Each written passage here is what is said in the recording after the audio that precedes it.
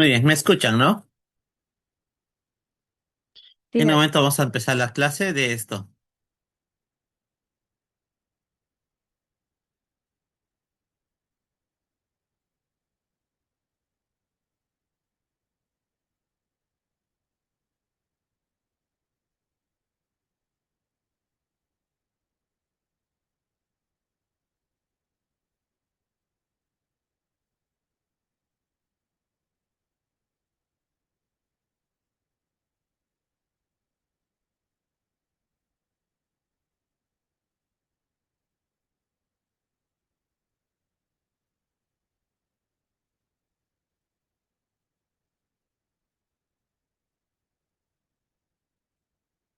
Se puede ver, ¿no? sí, doctor. Ya,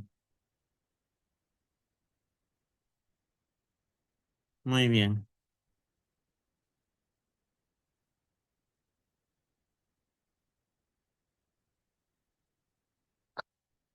Ok, vamos a comenzar. El tema que vamos a hablar acerca de hoy es el tema de lumbalgia o lumbago, como le quieran llamar. Se ven las diapositivas, ¿correcto? Sí, doctor. Un momento, un ratito. Muy bien. Ya está. Primero que nada, veamos a ver, empecemos. El dolor lumbar es la segunda causa más frecuente en la humanidad. Ah, ya, perdón chicos, antes de comenzar. A la delegada le pasé las diapositivas. ¿Lo compartió? Sí, doctor. Sí, ya lo tienen, ¿no? Sí, Ya tienen las diapositivas. ¿Sí o no? Me confirman aunque sea con una manito. sí, doctor. Ya, perfecto. Vamos a comenzar entonces. La lumbalgia. Recuerden, el dolor lumbar es la segunda causa más frecuente de la humanidad, solo por debajo del resfriado común. Más del 65 al 80% de la población alguna vez lo ha padecido. Los más prevalentes son mayores de 65 años y es de origen musculoesquelético. Veamos los factores de riesgo. Por ejemplo, tener entre 50 y 69 años, baja educación, bajos ingresos, discapacidad, depresión, trastornos del sueño, alteración, problemas en los seguros, comorbilidades, cigarro, obesidad,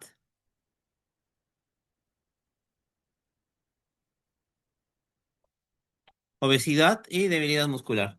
¿Ya?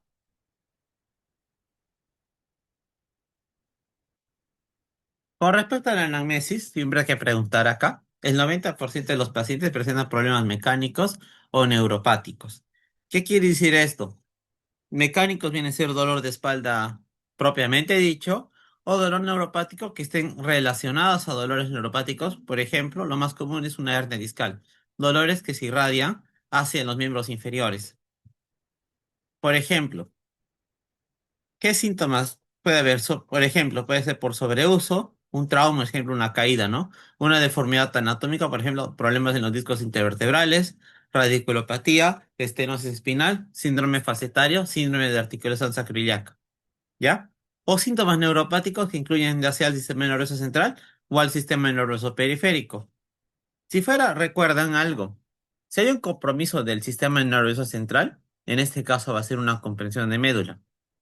La médula espinal es parte del sistema nervioso central, mientras que el sistema nervioso periférico viene a ser la compresión de las raíces nerviosas. ¿Ya? Mm.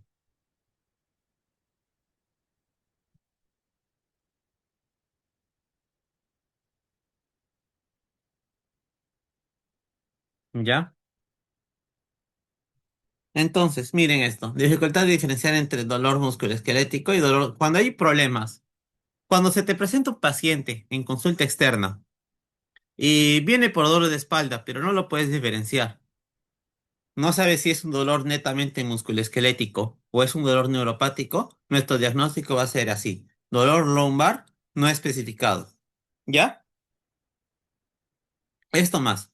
La mayoría de los pacientes responden espontáneamente al tratamiento, ya sea con medicación y o terapia física. Entonces, lo más importante de esta diapositiva es que la mayoría son problemas, problemas mecánicos y neuropáticos, ¿ya? El 10% restante son otras enfermedades, por ejemplo, la espondilitis anquilosante, ¿ya? En ese 90% puede ser por sobreuso, por traumas, o sea, problemas mecánicos o problemas neuropáticos, ya sea del sistema nervioso central o del sistema nervioso periférico. Y si no sabemos diferenciar entre uno y el otro, nuestro diagnóstico a secas va a ser dolor lumbar no especificado. Hay que preguntar en qué trabaja el paciente, la historia social o el tipo de trabajo que hace. Por ejemplo, en la ocupación. No es lo mismo un paciente que trabaje en oficina que trabaje en construcción, ¿ya? Por ejemplo, un paciente que trabaje en oficina va a estar todo el tiempo sentado, ¿ya? Otro ejemplo, un taxista puede estar sentado todo el día en el sillón, puede conllevarle a producirle hernias, por ejemplo. O un paciente que esté en construcción lleva carga muy pesada sobre sus hombros, produciendo malformaciones, deformidades a largo plazo de su columna vertebral. Historia social, si pertenece a qué grupo etario, si tiene un problema de depresión en el fondo, ¿ya? O tiene hábitos nocivos. El dolor puede ser a nivel axial, glúteo, es difícil diferenciar entre la axial y radicular y miembros inferiores. Existen agravantes de dolor de espalda. Una es las herniaciones. Dolor de espalda y miembros inferiores al sentarse al conducir. Estenosis lumbar, dolor glúteo, estenosis lumbar es un dolor que se irradia a los glúteos, a los muslos, a la pantorrilla, al caminar y a la extensión lumbar. En el caso de fracturas vertebrales por osteoporosis o fracturas traumáticas, infecciones y calma el reposo. Y en el caso de la espondiloartritis, o sea, la espondilitis anquilosante, es un dolor de patrón inflamatorio. ¿Ya?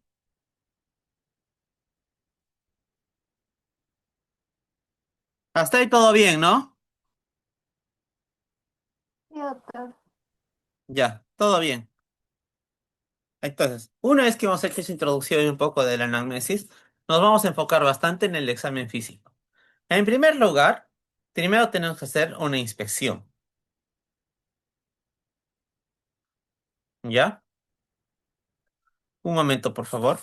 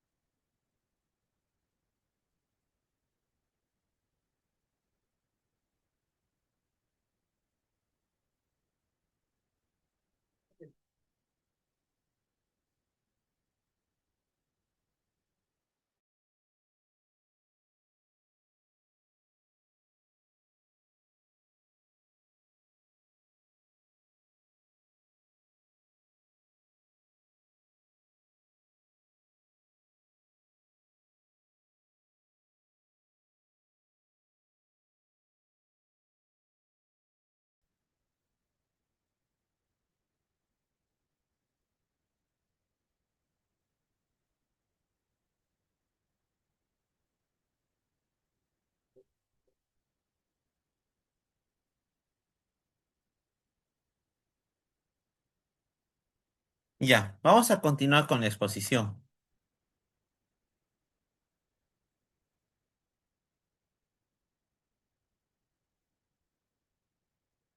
Ya, hasta aquí nomás. En el examen físico, primero que nada tenemos que realizar la inspección.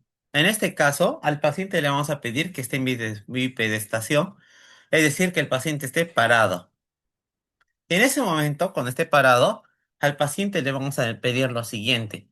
Tiene que estar de pie y vamos a observarle tanto de por adelante, por atrás y de perfil, ¿ya? Para ver sobre todo la alineación de la columna. Por ejemplo, puede tener una actitud de cifosis, una actitud de escoliosis o una actitud de lordosis. Entonces aquí viene el tema. Un paciente que tiene cifosis, ¿qué quiere decir? Que hay una este se lo conoce como hipercifosis dorsal. Una lordosis que hay mayor concavidad a nivel de la columna lumbar. Y escoliosis viene a ser una asimetría a nivel de la columna vertebral, como lo que pueden ver acá. ¿Ya? Con respecto a la escoliosis,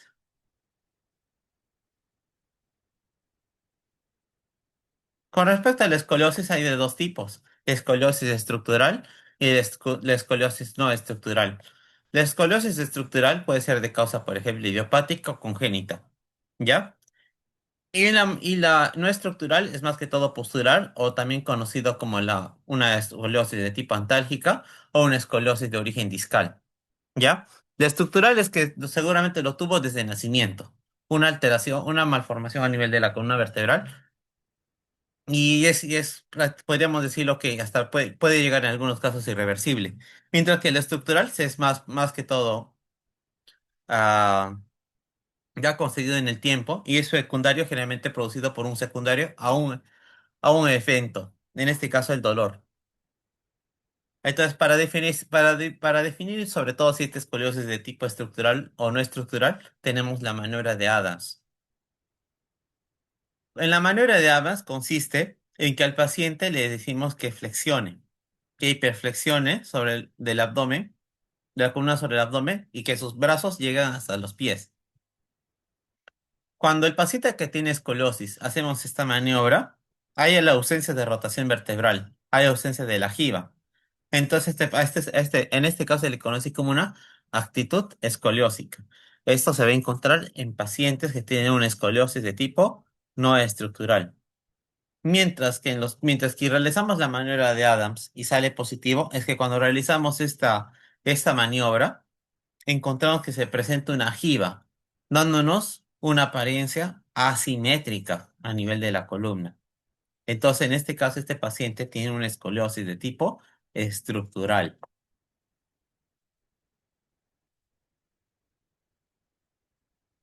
Les presento otras variaciones de la postura. Esta es una variación de cifosis y lordosis, como lo que pueden ver. Aquí vemos un patrón de cifosis y al mismo tiempo tenemos una patrón de hiperlordosis. ¿Ya? Mientras tenemos otras dos presentaciones. Tenemos el de flat back, es decir, una columna totalmente rectificada. Miren esto. Si comparamos este con en este caso, este paciente ha perdido la lordosis lumbar, dándonos así un aspecto rectificado a nivel de la columna vertebral. ¿Ya?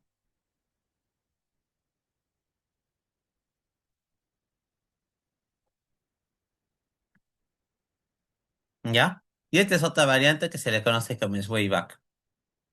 Por ejemplo, de la espalda plana, es uno de los motivos de consulta más comunes, junto con los otros tres, que es la escoliosis, la lordosis y la cifosis. ¿Hasta aquí alguna duda?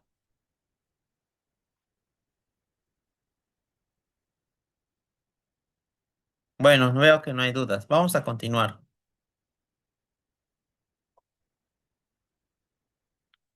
Miren esto. Cuando vamos a realizar ahora la parte de los movimientos.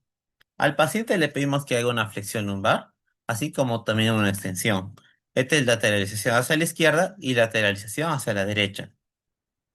También en el examen físico podemos realizar la medición de los miembros inferiores. Entonces, ¿para qué nos sirve esto?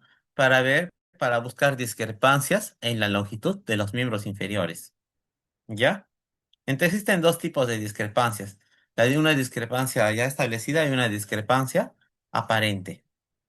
Entonces, ¿cómo se realiza esto? Allá. Entonces, para ver lo de las discrepancias, lo que tenemos que hacer es medir desde el punto, desde el espín iliac anterior superior, se mide hasta hasta el tobillo, una longitud. Y si hay es para ver si hay asimetría o no hay asimetría de miembros inferiores. Ese puede ser una de las formas. Ahora, durante el examen físico también no hay que olvidar el examen a nivel de la columna. Podemos proceder al inicio a palpar las apófisis espinosas y a nivel del sacro. Palpar o percutir si hay compromiso óseo. Después de palpar las apófisis espinosas, vamos a palpar los músculos paravertebrales para buscar espasmos, band, puntos gatillos. En el decúbito supino, hay medición de miembros inferiores determina las discrepancias en longitud de miembros inferiores. Luego, en el rango de movimiento, tenemos que ver si hay movimientos, hay que realizar tantos movimientos activos. Movimientos activos quiere decir que el paciente lo realiza, mientras movimientos pasivos significa que o sea, nosotros como doctores somos los que realizamos los movimientos. En el caso que estemos sospechando de una espondiloartritis, es decir, por ejemplo, espondilitis anquilosante, tenemos el test de Schobert. Como les decía, miren, en este gráfico lo vamos a resumir en una. En primer lugar, vamos a palpar las apófisis espinosas y tenemos que tanto palpar como percutir, ¿ya? En segundo lugar, vamos a palpar los músculos paravertebrales. ¿Qué vamos a buscar en los músculos paravertebrales? Puntos gatillos, taut band, ¿ya? También podemos palpar a nivel del borde del artículo, a nivel del hueso de la pelvis, porque en este punto también se insertan diversos músculos, como por ejemplo el dorsal ancho. Finalmente, también podemos palpar este punto, que está cerca de la región del glúteo. Este es el punto sacroiliaco, o también conocido como los puntos de Forestier, Jacqueline, Rods, Querol. ¿Ya?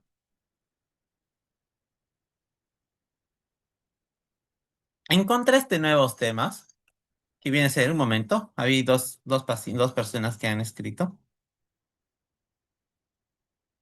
A ver, doctor, la postura flashback, ¿qué problema puede causar al paciente para que vaya a la consulta? Ah, ya.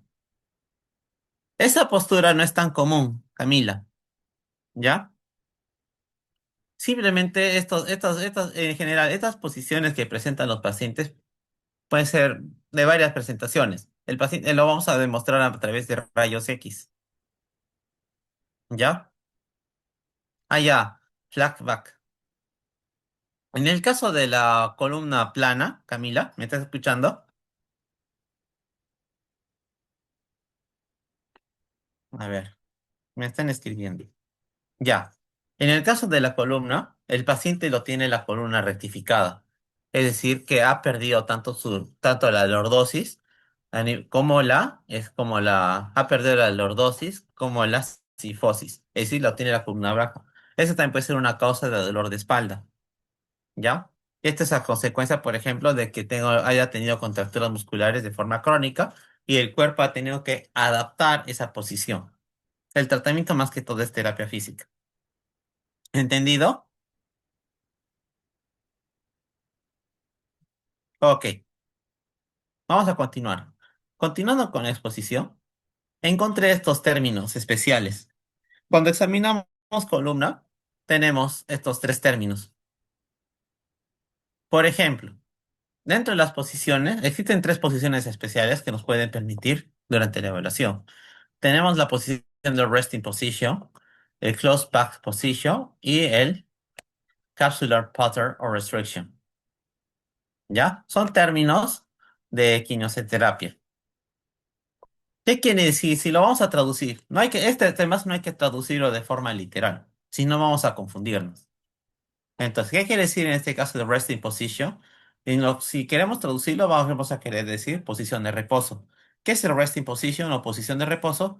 Significa que es la posición que el paciente presenta menor incomodidad. Es decir, un paciente, por ejemplo, que tiene dolor de espalda, le es difícil echarse en una camilla, por ejemplo. Entonces, para que el paciente, para que tenga un mejor confort, ya sea durante el examen físico o ya cuando va a descansar en casa, para que pueda adoptar una posición neutra que no le origine dolor.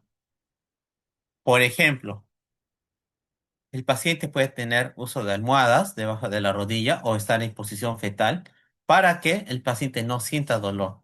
Esto nos va a permitir tanto para que el paciente pueda descansar en casa o también nos pueda facilitar un poco en el examen, nos pueda facilitar el examen físico de nivel de la columna vertebral. También es válido. Por ejemplo, si un paciente está en decúbito dorsal, podemos colocar almohadas debajo de la rodilla. ¿Para qué? Para que la columna lumbar descanse. También podemos agregarle, aparte de las almohadas por debajo de de las rodillas, en semiflexión, también podemos agregar almohada debajo de la espalda. Eso es para que ocasionemos menos dolor al paciente. O la otra opción, ponerle en posición fetal al paciente. ¿Para qué? Para el paciente que esté con las rodillas flexionadas hacia el abdomen y que el paciente que esté encorvado. Pero nuestro único objetivo es no generarle dolor. ¿Ya? Aquí tengo, me parece, una imagen. Un ratito. Acá, por ejemplo. Por ejemplo, puede estar el paciente en decúbito lateral y tener una almohada y tener otra almohada para permitir. O la otra opción, estos son algunos ejemplos. O tener una almohada por debajo de las rodillas e incluso tener, en algunos casos, poner otra almohada. ¿Ya? Luego tenemos esta posición la posición de close back position. O también esta se puede traducir como posición de bloqueo o articulación cerrada, es decir, una reducción a nivel del canal espinal. ¿Qué quiere decir la teoría?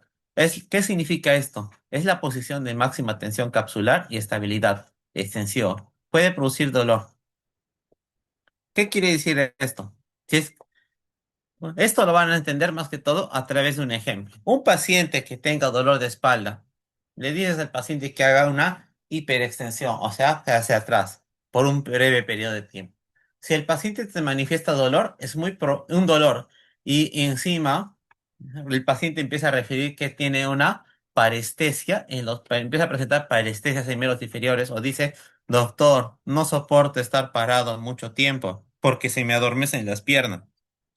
Probablemente hay una estrechez del canal medular, ¿ya? Por eso, aquí es un ejemplo, un paciente adquiere extensión presenta parestesia de miembros inferiores, o también puede producir claudicación neurógena. Entonces, el paciente finalmente va a tener que buscar otra posición menos antálgica para no sentir ese dolor, por lo que el paciente mejora busca una flexión. ¿Para qué? Para aliviar este dolor de espalda. Voy a buscar una imagen. Acá tengo. Por ejemplo, esta sería una posición de closed back position. El paciente le decimos que haga una hiperextensión, pero al momento de realizar la hiperextensión, el paciente puede presentar dolor a nivel de la espalda, así como también puede haber parestesias en los miembros inferiores, produciendo dolor, ¿ya? Produciendo dolor. Y el dolor va a disminuir una vez que el paciente logre estar en flexión, es decir, hacia adelante. Finalmente tenemos el capsular pattern o restriction, que en traducido sería patrón capsular de restricción. ¿Qué quiere decir eso? Es una limitación al movimiento tanto de la lateralización, rotación y una limitación en menor grado a la extensión. Es decir, que el paciente no pueda inclinarse hacia un lado, ya sea a la derecha o a la izquierda, no puede hacer esto, ni tampoco extender hacia atrás. Este es un caso clásico en la enfermedad. Este es un caso de que un paciente ya tenga una artritis en donde, a nivel de los espacios intervertebrales o en la articulación sacroiliaca.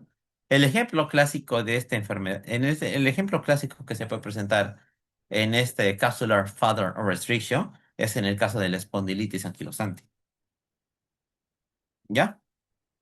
En el caso de la espondilitis anquilosante, es una enfermedad inflamatoria en la cual hay una afectación principalmente de las articulaciones sacroiliacas, aunque también puede haber afectación de las articulaciones lumbosacras.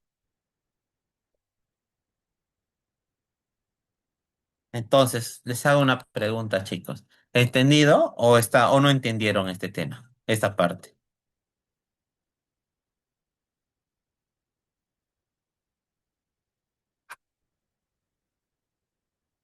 Veo que nadie habla, entonces supongo que han entendido. Vamos a continuar. Ya. Muy bien. Seguidamente, hablemos del test de Schobert. El test de Schobert es otra de las maniobras para evaluar, para evaluar sobre todo dos enfermedades. O espondiloartritis, es decir, espondilitis anquilosante, o enfermedades degenerativas del disco lumbar, que también sería la segunda utilidad del test de Schobert. Por lo tanto, podemos concluir que el test de Schobert no es patognomónico de la espondilitis anquilosante. El test de Schobert también es útil para buscar enfermedades degenerativas del disco lumbar. Importante, ¿ya? ¿En qué consiste el test de Schobert? Primero que nada, cuando el paciente esté parado, tenemos que palpar los, las espinas ilíacas posterior superior, tanto del lado derecho como del lado izquierdo. Trazamos una línea horizontal y medimos 10 centímetros hacia arriba. Le decimos al paciente que hiperflexione la espalda. Y si vemos que hay un incremento más de 5 centímetros, eso es normal. El paciente con espondilitis anquilosante o espondiloartritis, este número va a estar, o también tiene un problema de disco vertebral, no va a poder realizar esta maniobra. ¿Ya? Pero vámonos a esta otra imagen. ¿Qué vemos acá? Esta es una foto de una chica. Como lo que pueden ver acá en la espalda, hay dos puntos acá. No sé si ven dos hoyuelos acá. A estos hoyuelos se les conoce como puntos de Venus. ¿Ya? Eso es aquí se le conoce como punto de Venus. Pero también en este punto de Venus coincide con la espina ilíaca posterior superior. Por lo tanto, vamos a tomarlo como punto de referencia para poder encontrar esta articulación. Ojo, este punto de Venus o punto sacroiliaco también se le conoce como punto de Forestier, Jacqueline, Rods, ¿ya? Y aquí lo tengo resaltado. Comentario. Al punto de Venus también se le conoce como punto sacroiliaco, que está relacionado a la espina ilíaca anterior superior, o también como punto de Forestier, Jacqueline Roth-Querol. ¿Ya? ¿Entendido hasta acá? Sí, doctor. ¿Sí? Muy Sí, bien. doctor. Ya, muy bien. Cualquier cosa preguntan en el chat o ponen una manito. Luego, vamos a continuar. El compromiso de dolor lumbar no es por sí solo dolor lumbar. También tienes que evaluar si hay o no compromiso neurológico asociado. Recuerden que por ahí, por las vértebras lumbares, también pasan los nervios y comprometen los nervios de los miembros inferiores. Les tengo este ejemplo. Miren esto.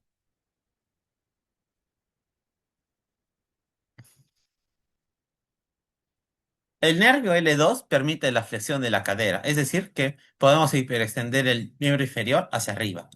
El L3 permite la extensión de la rodilla. El L4 permite la dorsiflexión del pie. El L5 permite la dorsiflexión del dedo gordo, mientras que el S1 permite la hiperflexión plantar del pie. ¿Ya? Este gráfico es muy importante. Si queremos podemos hacer reflejos en los reflejos. Por ejemplo, el reflejo rotuliano está comandado principalmente por los nervios L2, L3, L4. Pero aquí va a depender mucho de la bibliografía. En el tenor rotuliano, en el caso del libro de reumatología de Hochberg del 2023, menciona que el reflejo rotuliano es el L4, mientras que el reflejo del Aquiles es el S1. Otro dato importantísimo, otro dato importante, hay que saber diferenciar entre, entre el daño del sistema nervioso central y el sistema nervioso periférico. Este es importante. Por ejemplo, los pacientes que tienen problemas de sistema nervioso central van a hacer hiperreflexia, es decir, tres cruces, cuatro cruces cuando hagamos los reflejos. Va a haber test de Babinski o test de Hoffman positivo. Mientras que los pacientes que tienen un problema de sistema nervioso periférico, que es lo que vamos a evaluar, son los pacientes que van a cursar con hiporreflexia, Babinski negativo. ¿Ya? También no hay que olvidar, esta es la parte motora, también hay que evaluar la parte sensitiva. ¿A través de cómo? a través de los dermatomas. Acá, por ejemplo, tenemos el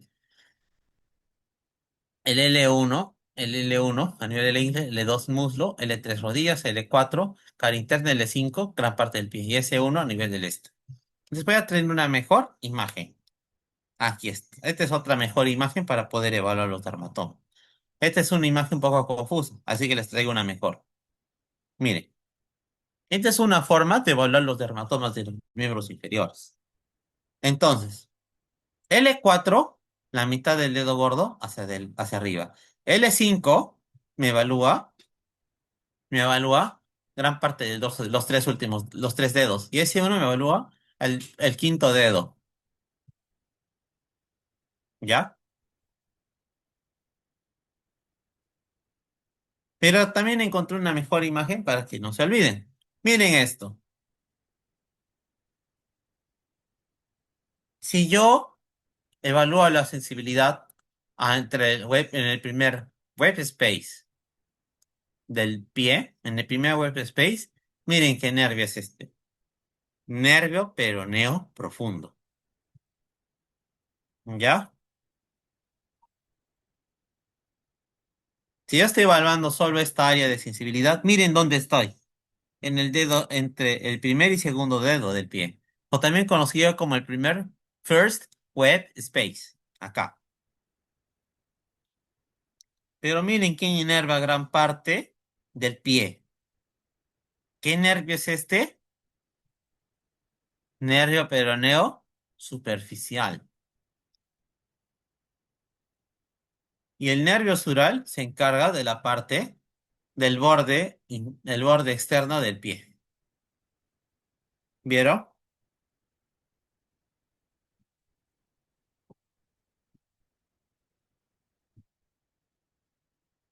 Entonces, cuando yo evalúo sensibilidad, estas áreas son bastante útiles.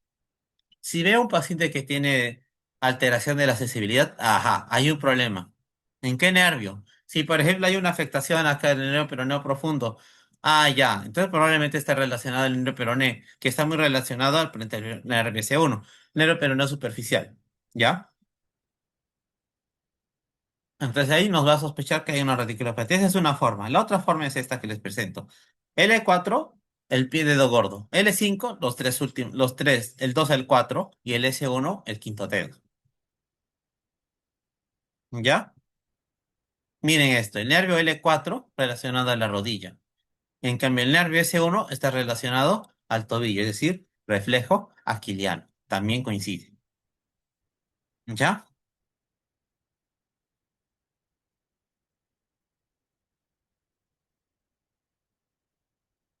¿Hasta aquí alguna duda acerca de los reflejos osteotendinosos?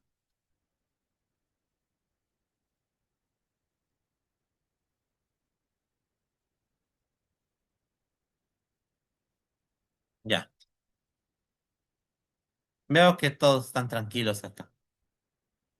Muy bien. Continuemos entonces. Cuando examinamos cuando examinamos los miembros inferiores, no hay que olvidar estas dos maniobras, incluso una tercera maniobra extra. Esta es la maniobra de la CG. ¿Qué consiste en la maniobra de la CG? Consiste en el paciente le hacemos hiperflexionar la articulación de la cadera con la pierna extendida hacia arriba. Si el paciente empieza a presentar dolor entre los 20 a 70 grados, eso es positivo. Si el paciente ya no presenta dolor ya en los 80 o 90 grados, eso es normal. Muchas personas podemos tener dolores a ese nivel ya. Eso es normal. Pero no es normal que el paciente que antes llegara a los 70 grados haya dolor. Entonces, así, ese consiste el nervio de la CG. Y la CG me evalúa el nervio ciático, que es el L5 y el L1, el S1. L5, S1. ¿Ya? Ahora, la CG tiene una variación, que es la maniobra de Barragard. Consiste que una vez que hemos realizado el ACG, tenemos que descender poco a poco la pierna hasta que el paciente mencione que no tenga dolor. Una vez que el paciente Una vez que el paciente ya deje el sentir dolor, lo que vamos a hacer va a ser una hiperextensión una hiperflexión dorsal del pie hasta que el paciente sienta dolor. Si es así, entonces tenemos que el test de Bragard es positivo. Y si es así, vamos a pensar que hay una radiculopatía. Por otro lado, le decimos al paciente que esté en decúbito ventral. Entonces al paciente le decimos, nosotros vamos a realizar una ah, una hiperflexión de la rodilla. Miren esto. Le decimos al paciente que haga, le decimos le decimos todo lo más que se pueda. Si el paciente pues, se refiere dolor a nivel de la cara anterior del muslo cuando esté echado, piensa que hay una elongación del músculo del femoral. Y este está o también conocido también como la segue invertido. ¿Ya? Esta maniobra nos permite evaluar los nervios de L2 a L4. Esto menciona la literatura de Hochberg. Pero si revisas el libro de Argente de semiología, menciona que es el L4. ¿Ya? O sea, está fuertemente relacionado al nervio L4 sobre todo. Y entonces se evalúa el nervio femoral. Es positivo si presenta dolor en cara anterior de muslo. Sigamos hablando de la evaluación neurológica. Tenemos que evaluar el test de la marcha. El compromiso del talón es L5. Talones con L. Puntitas. Afectación del S1. Los pacientes que tienen dificultad para caminar con talones es el L5. Talones. Eso me habla de L, ¿no? Entonces el paciente tiene dificultad para caminar de talones. Si hay dificultad, piensa en L5. Si el paciente tiene dificultad para caminar de puntitas, puntitas, puntitas, es el S1. ¿Ya? Y también tenemos que evaluar lo que es la marcha antálgica. Miren esto, en la radiculopatía L5 va a haber el reflejo sostenido se conserva mientras que la radiculopatía S1 está abolido, el reflejo aquiliano o está disminuido. ¿Ya? Recuerden esto. El reflejo aquiliano es S1, el reflejo rotuliano es L2, L3, L4, el reflejo bicipital C5, C6 y el tricipital C7, C8. Recuerden que las secciones auxiliares que podemos sumar al paciente son rayos X. Tomografía, bueno, la tomografía es más que todo para buscar problemas netamente óseos o buscar problemas de fractura, ¿no? Y tú crees que es útil para buscar problemas mecánicos, estenosis, espondilosis, espondilicitis, espondilolistesis, trauma. Resonancia magnética evalúa la médula espinal. Excelente para ver infecciones. La electromiografía o velocidad de conducción nerviosa confirma la sospecha del compromiso de la raíz nerviosa y distribución y severidad del compromiso. ¿Ya? Miren otras causas de dolor lumbar bajo. Estiramiento muscular, listesis, hernias, artrosis y estenosis lumbar. Miren existen causas neoplásicas de la lumbar. Por ejemplo, osteoma, osteoblastoma, aneurisma, hemangioma, cronodoma eosinofílico, un lipoma sacroiliaco maligno, mieloma múltiple, condroma, linfoma, cordón neurofibroma, ependimoma, mastocitoma. Problemas endocrinológicos, osteoporosis, hiperparatiroidismo, mastocitosis misceláneas, enfermedad de Pachet, sarcoidosis. Son algunas otras causas de dolor de espalda. Veamos acá. ¿Qué es una listesis? Una listesis quiere decir que el cuerpo vertebral se ha salido de su eje, como pueden ver acá. Si ven que mientras piden un rayo X se encuentran que hay una grada, se forma una grada, cuando en realidad debería ser continuo, entonces piensa que la vértebra se ha movido, es una listesis. Les traigo una forma de medir la espondilolistesis.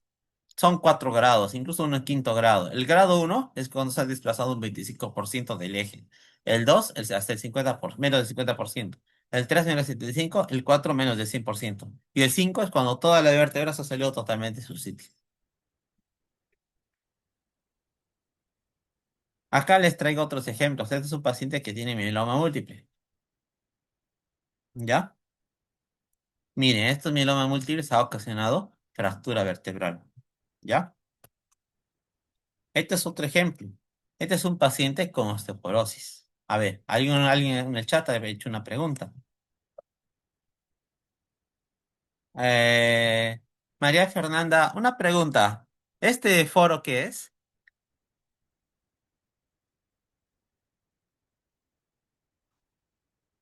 María.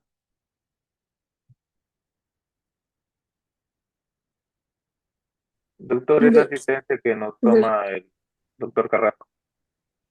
Ah, ya, ustedes lo llenan. ¿Aló? Sí, Sí, doctor, es doctor. para nosotros. Ah, ustedes lo llenan. Ok, vamos a continuar entonces. Mientras va llenando su asistencia. Miren esto. Este es un paciente que tiene osteoporosis. Vamos a analizar esta placa de rayos X. Me gustaría que participen, si es que quieren. Miren esto. Esta es una columna. ¿Qué ven acá? ¿Está rectificada, sí o no?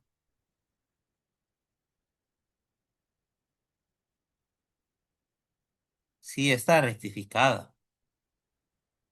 ¿Qué ven acá? Se llama osteofitos. Olvídense de estos, son artefactos. Miren esto. En la parte posterior de cada cuerpo vertebral hay disminución del espacio intervertebral. Posiblemente está haciendo compromiso de disco intervertebral, o sea, una hernia. Y miren esto. ¿Cómo se llama esto? Aquí hay más de un problema. ¿Cómo se llama esto, chicos? Esto se le conoce como listesis. En este caso, puedo pensar que es una listesis de primer grado, incluso hasta de segundo grado. ¿Ya? Y puede haber compromiso de nervios. Vamos a ver. Aquí menciona que es un paciente, es un rayos X de osteoporosis. ¿Por qué osteoporosis? Mírala, mira el color. Compara este hueso que es blanco y este es un hueso un poco más translúcido. Entonces también puedo pensar que este paciente también está haciendo osteoporosis. ¿Ya? Y aquí mira, después de que hay fracturas de compresión. ¿Dónde está la fractura de compresión? Posiblemente esta sea una fractura vertebral por osteoporosis. Y estas también pueden ser fracturas, esta también puede ser fractura de osteoporosis. Esta sí también.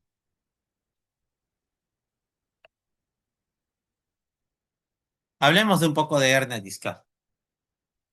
Y la hernia discal es cuando hay una ruptura, un desgarro del anillo fibroso, dándonos salida del contenido del núcleo pulposo hacia el exterior, formándonos una hernia.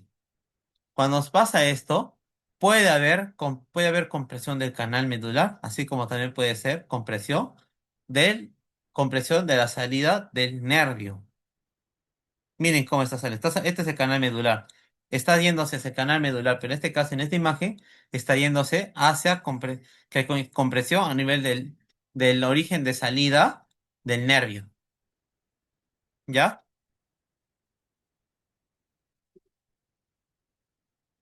Miren esto, ¿qué es el hernia discal? Una lesión o un desgarro del material fibrocartilaginoso que rodea el disco intervertebral. Los otros sinónimos que podemos encontrar, sobre todo cuando vamos a leer una placa de resonancia magnética, también lo van a mencionar los radiólogos como Slipped, bulging, prolapso discal, hernia del núcleo pulposo. Las hernias más comunes son entre L4 y L5 y L5 S1, 95 al 98% de los casos respectivamente. Rayos X, posible pérdida de la altura de las vértebras, pinzamientos en el rayo. En cambio, en la mejor imagen para buscar hernias es a través de la resonancia. El tratamiento primero es no quirúrgico. Puede ser terapia física, masajes, ejercicios de hacer flexión, también ejercicios de flexión, de extensión de Mackenzie y finalmente cirugía.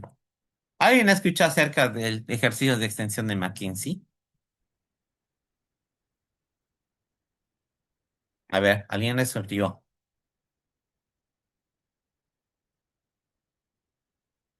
No. Muy bien, Camila, estás participando. La técnica de la ejercicio de McKinsey consiste en que un paciente esté echado en la camilla, ¿ya? Boca abajo. Entonces coloca sus codos a nivel de a nivel de la camilla y el paciente tiene que hiperextender todo lo que pueda y mantener un tiempo ahí erguido, mientras los pies están en la camilla.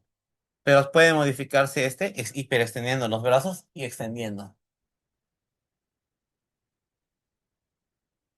Y mantener un breve periodo de tiempo. Esos son los ejercicios de extensión de Mackenzie. Ahora, si no funciona nada, lo último es la cirugía. ¿Ya? Ahora, las hernias tienen diferentes grados. Tenemos la degeneración de disco, el prolapso o la protrusión bulge, la extrusión y luego sigue la secuestración. Degeneración de disco viene a ser cambios químicos asociados por traumas, esfuerzos repetitivos o la edad, por debilidad del disco. Los hernias no ofrecen, no están en contacto. Hay hernias, pero no generalmente no están en contacto directamente con los nervios. ¿Ya? Ahora, el prolapso, es decir, cuando ya es mayor.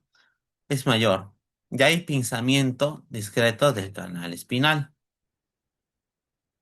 Mientras que la extrusión, el núcleo pulposo sale del anillo fibroso. Que es cualquier tipo de extrusión última, al finalmente comprime la raíz nerviosa o el cordón espinal o ambos y puede causar radiculopatía.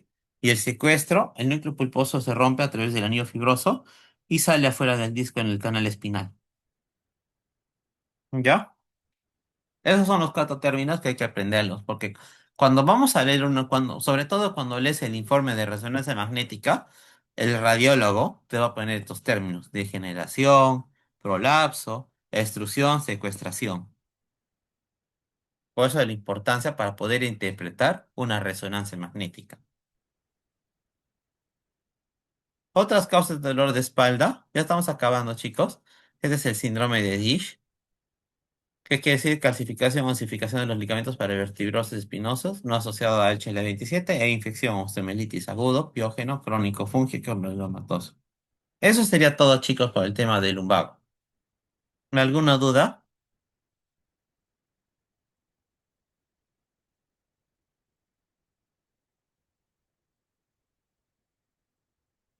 ¿Alguna duda, chicos? Oh, muchas gracias.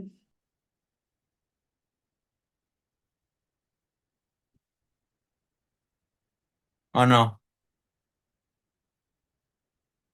No, doctor, todo claro. Todo claro, ¿Todos doctor. entendido? Dígame. Sí, doctor, todo claro. Todo está claro. Perfecto. Espero que hayan entendido. He tratado de ampliar varios temas. Dolor lumbar no es solo dolor de espalda y se acabó. Cabe aclarar que, digamos, chicos, por ejemplo, les voy a hacer un ejemplo clásico. Ustedes están en su serum, en su posta, y les llega un paciente con dolor de espalda, a secas. Un joven, viene con dolor de espalda y le duele la espalda. Y viene a tu consulta solo porque le duele la espalda. ¿Cuál sería su diagnóstico? No tienes placas, no tienes resonancia, no tienes nada, pero le duele la espalda. ¿Cuál sería su diagnóstico? Le examinas y obviamente efectivamente hay dolor de espalda. Pero no tienes más cosas, solo tienes pastillas y nada más. ¿Cuál sería su diagnóstico? ¿Sería solo lumbalgia, doctor? ¿Cuál sería? Tengo un la otra les vuelvo a explicar. Tengo, por ejemplo, estás en tu serum y en la posta te viene un chico, un joven, te viene con dolor de espalda a nivel lumbar. Solo viene por eso y nada más por eso. Le examinas y efectivamente solo tiene dolor de espalda. ¿Cuál sería tu diagnóstico? Ajá. A ver, ¿quién contestó esta respuesta? Alguien contestó en el chat. Dolor lumbar no especificado. Perfecto. Bien, Mireya y bien, Fernanda. Efectivamente, dolor lumbar no especificado. Obviamente, vamos a pedir exámenes para definir exactamente por qué le duele la espalda. ¿Ya? Pues es un problema óseo, un problema muscular.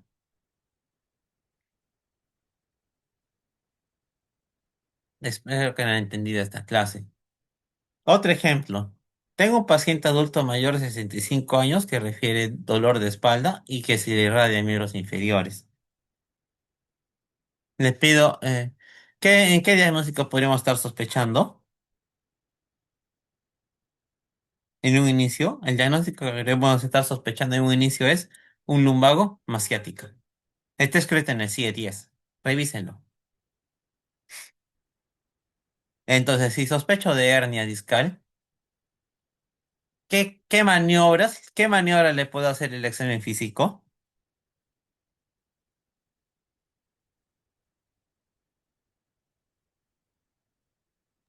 La Sería cegué. Fabre, Esa es una opción. Bien. ¿Otra?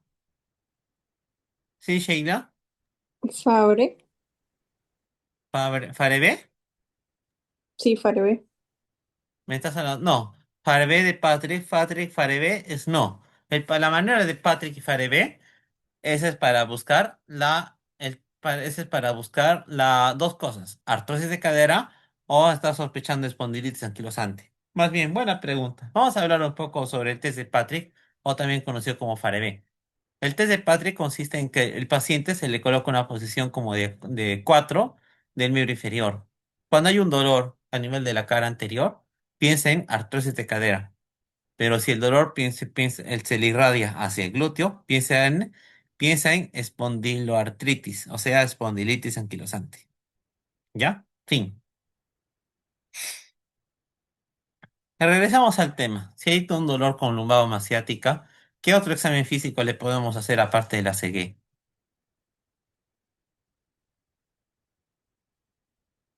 Bragart es una variación. Bien, Camila. ¿Otro?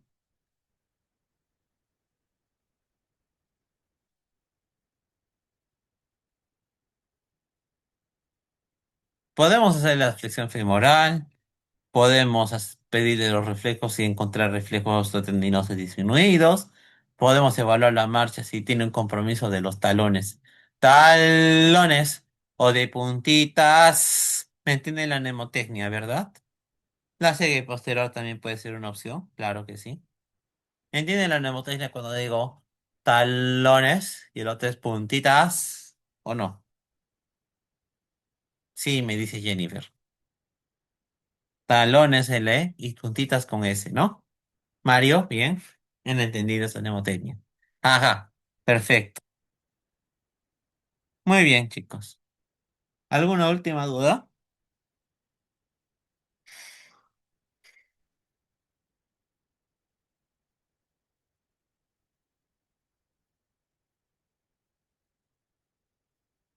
El-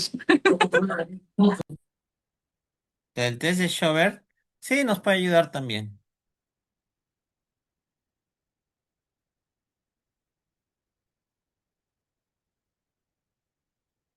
Muy bien, chicos. Eso sería todo entonces de la clase. Llenaron su asistencia a todos, ¿no? En ese link que han mandado una de sus compañeros, ¿no? Muy bien. Nos damos por finalizada la clase. Espero que hayan entendido. Gracias, ¿Ya? doctor. Ok.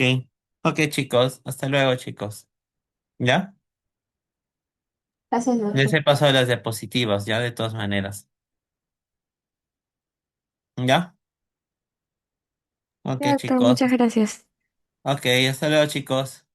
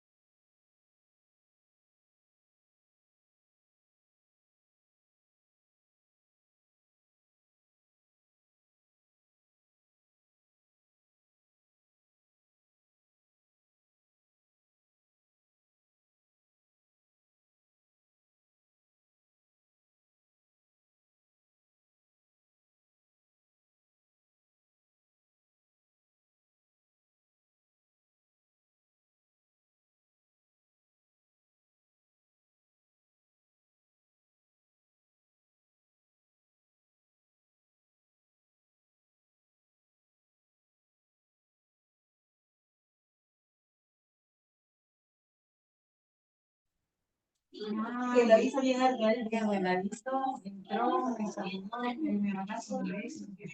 Ya, no contesta.